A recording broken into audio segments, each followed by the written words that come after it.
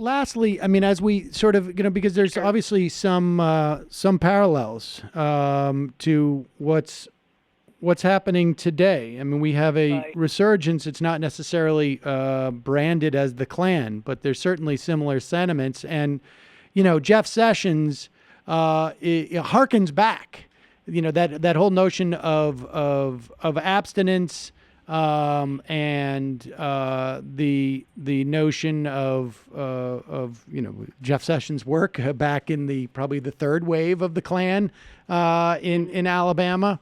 But one of the things that you write about is that there was the Klan did not commingle with sort of the more wealthy, mega rich anti-Semites of the day, or it appears, right? I mean, because this is a time where Ford was publishing Protocols of Zion, and they don't mix so much with the super rich. And one thing that occurs to me is that money that exists, that money is available now to these people who strike me would have been in the Klan in the 20s. That's quite right. That's quite right. There's a very interesting and complicated relationship between what you might call elite bigotry and mass bigotry, right? So, in terms of the Klan's ideas about, say, the inferiority of Catholics and Jews, their views did not differ from those of many very elite, even academic eugenists who had this notion of superior and inferior populations. This, for example, is the period in which most of the great universities had Jewish quotas to try to make sure that not too many Jews became students there. The Klan was a great supporter of eugenics. But on the other hand, you also have to remember that the vast majority of at least white Protestant Americans may have shared many of these beliefs, and that the difference had to do with the level of intensity, the level of anger that was revved up.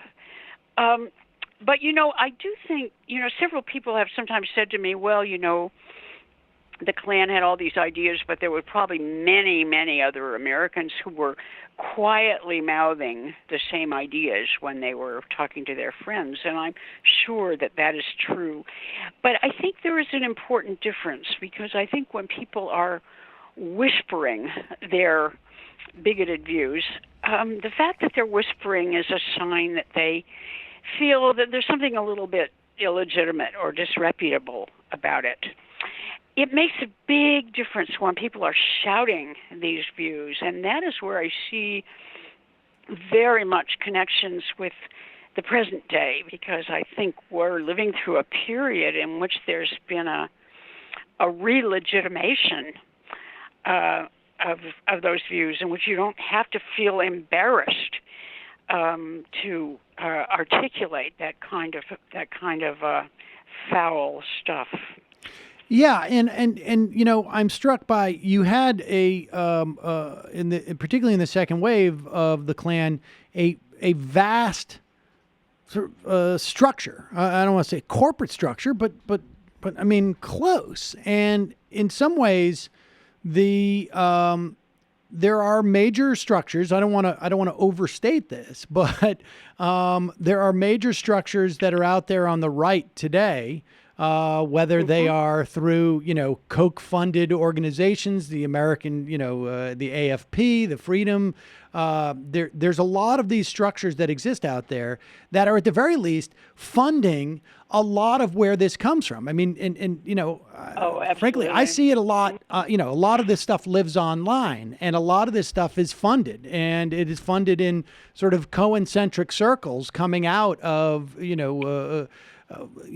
more diluted and less diluted versions of the anti-Islam, anti-immigrant, anti-black. And also anti-Semitic. Yes. It's kind of ironic that we're seeing a a rise both in anti-Muslim and anti-Semitic Well, stuff. is there any clue as to what why you what you could attribute this to from that era? I mean, because you're speaking about people who are not having direct experiences when we talk about the second wave, people who are not having direct experiences with what they hate. They are not people who are suffering significant Yes. economic deprivation because they can afford to join this, and it's, and maybe it's becomes more of a, I mean, are there other enticements that are present today that were like then, or what is it? Well, when you start to think about it that way, there are ways in which I think that this current situation may be a little bit more dangerous, and it has to do with what you were just talking about, which is that people we think of as elites, really the richest people in the country, are funding this kind of loud, I hate the term populist, even when people call it right-wing populist. But anyway, this kind of loud, bigoted thing because they think that they can use it to make certain kinds of gains that are directly beneficial to them. For example, the Klan did not have that kind of money coming in from what you might call the ruling levels of the top levels of the economy. And most of those guys, they probably didn't object to a lot of what the Klan was doing, but they weren't really a direct part of it. But today what you have is a situation in which on the one hand you have the Trumpian revving up of this kind of anger, but you also have something else going on within the Trump administration, which is continuation of policies that conservative Republicans have been after. Conservative and people we think of as respectable Republicans have been after for decades. The deregulation of everything, no regulations of the environment, no safety regulation, no regulation of Wall Street. In other words, in many ways there is a traditional Republican economic platform that is actually being aided by this kind of revving up of bigotry. And it's not surprising when you see that the word fascism is beginning to appear. So I do think that there is something a little bit unusual and a little bit different about our situation today. The book is The Second Coming of the KKK, the Ku Klux Klan of the 1920s in the American Political Tradition. Linda Gordon, thank you so much for your time today. We'll put a link to that book on our site at majority.fm. Thanks so much. I really appreciate your having me.